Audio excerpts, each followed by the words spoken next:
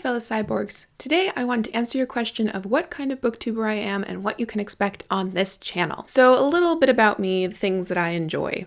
I foster rescue cats, so cats are a thing I enjoy. I also knit and crochet, that's my craft of choice at the moment. I am an American who is currently living in Canada, so that's a fun little flavor thing for you.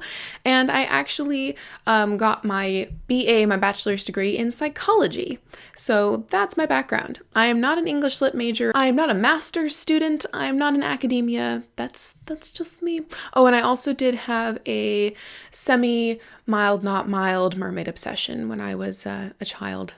So there you go. So on my channel, I upload weekly. I upload Thursday nights, PST, and that's the given. You will always get a one video a week from me. I recently started a Poetry Tuesday series, so if ever I have a video that pertains to poetry, I will upload it Monday night or Tuesday PST. Apart from the possible Tuesday uploads, there's also a possible Sunday upload. I do Pajama Sundays every once in a while where I'm in my pajamas and I just chat to you as if we were sharing a cup of tea and I was filling you in on my life. I don't do TBR videos because I hate having a TBR list. The rebelliousness in me will make me want to not read whatever happens to be on that list just because it's on the list. So no TBRs from me unless I'm doing a specific readathon, which is rare.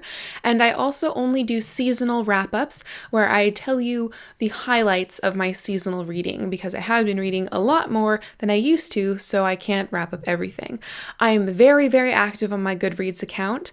I keep up to date immediately when I finish a book, and I also make sure to give it a good solid blurb of my thoughts. So if you know I read something, but I didn't talk about it in a wrap-up, nor did I talk about it in a review video, check Goodreads, so you might get some extra information from me there. I am a stickler for my description box being full of information for you. If I reference a video, if I reference a book, its name will be down in the description and a link where you can find it. I normally link to Goodreads. I link to Goodreads because that's what I appreciate being linked to in other people's videos.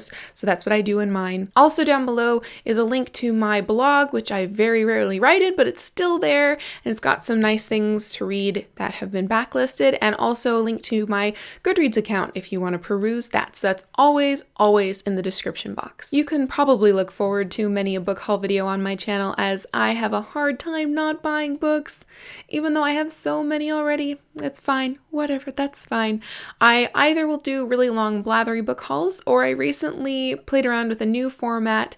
I will link down below book haul 3 words and you can see what that format's all about. So you'll probably be getting book haul videos in the future in one of those 2 formats. So my book reviews are sparse and far in between because I only want to make book review videos if I really need to talk about this book some more. But when I do book review videos, I will always start off with a book haiku. So I always write a little haiku that somehow expresses what that book was about or my feelings about that book, and I think that's just a fun way for me to exercise my creativity. And so yeah, you can look forward to those. If I talk about spoilers in my reviews, you will know it because Spoiler Fez will be saying hi to you. This is Spoiler Fez. This is a Fez from Fez-O-Rama. I was perusing their website because I decided that I needed a Fez. Saw this limited edition Hellboy Fez. They had only limited stock left, and I said, okay, if whatever they have left is the size for my head, then that means the universe thinks I needed it. And the universe was like, yes, you're a medium, and they had a medium. So this goes on my head when I'm talking about spoilers in my reviews. So if you are very sensitive to spoilers in reviews, not to worry, I will not spoil you without there being a huge sign on my head telling you that you're about to be spoiled. I also make sure to talk about the good bits and bits I had issues with. So I really like to do thorough, well-rounded reviews when I take the time to do them. They can be lengthy, but I have no problem making lengthy videos on my channel. I personally love watching videos that are 10 to 12 minutes in length, and mine hover around there and probably get even longer because I'm a bit blathery and long-winded, as you probably can tell from this video. Also on my channel, I have a segment called Shoutouts, where I'm either doing an author spotlight video where I'm talking about a specific author and books in that the author has written,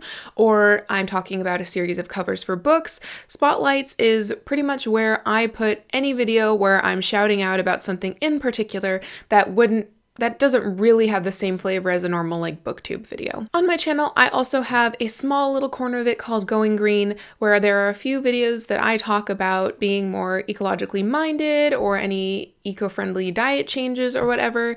It's something that I am passionate about, and occasionally when I just cannot contain the passion anymore, I make a video about it. It's definitely not a huge aspect about my channel at all. This is primarily a BookTube channel, but I know that perhaps there might be like-minded people of my viewers, and if they feel like it, they can click on those videos. On a similar vein, I have gone completely cruelty-free in my beauty regimen, so I haven't actually made any videos about this yet, but I might in the future talk about the sorts of products I use that happen to be cruelty-free. Before I wrap this up real quick, I just wanted to talk to you about the buzzwords for books that hook me in like no other mama. It's just the ones where if you're reading a book or describing a book to me and you use any of these words, my interest will be immediately piqued, and I may convince myself that I need to purchase it immediately. One of them is winter or snow. If it's set during the winter or snow, I love that flavor in books. If there's mermaids in it, I'm immediately intrigued because I have had a really hard time finding mermaid books that weren't for a young audience or weren't absolute crap, because apparently there aren't a lot of really well-written books about mermaids in the adult world. And I'm not talking romance novels. That's a completely different thing. It's just, I don't know. Apparently I need to write this book. I don't understand. Also, if there's cats, I'm on board. If it's a story about cats, someone turns into a cat, someone's finding cats, cat wrangler, I don't care, I will read it. If the main character is female, because I'm a lady, and so that's just kind of a bonus. If there's something psychologically going on, like mental illness, or a really in-depth character study, or something, I'm there. Also, if it has something to do with solitude or being a hermit, because I'm solitudinous and I'm a hermit, and so apparently I just want to read books about myself is what you're getting. But anyway, solitude is a fun thing that I don't think is talked about enough in books, so that's something that will pique my interest for sure. And then recently, magical realism, because the idea of magical realism seems really cool and a way for you to get fantasy without there having to be knights and dragons, which sometimes you just don't feel like knights and dragons. So yeah, if something is magical realism, I'm immediately listening a little bit harder for if there's any of the other buzzwords. Also steampunk. Steampunk. Yeah, that one will also pique my interest. Hardcore interest piqued. And if there happens to be a little bit of a love story or romance, that's also nice, but it's no longer as much of a priority as it was maybe 5 years ago in my reading. Now it's time to say goodbye by telling you why I read. So I read primarily because my anxiety makes it really difficult for me to enjoy anything in the real world. For instance, I recently went to Scotland last summer, and from what I can remember of that trip, so much if it is like a dream, like I was wearing blinders or something. I get so wrapped up in my own anxiety, or my anxiety fogs me over so much that I have a hard time being present a lot of the times in real life.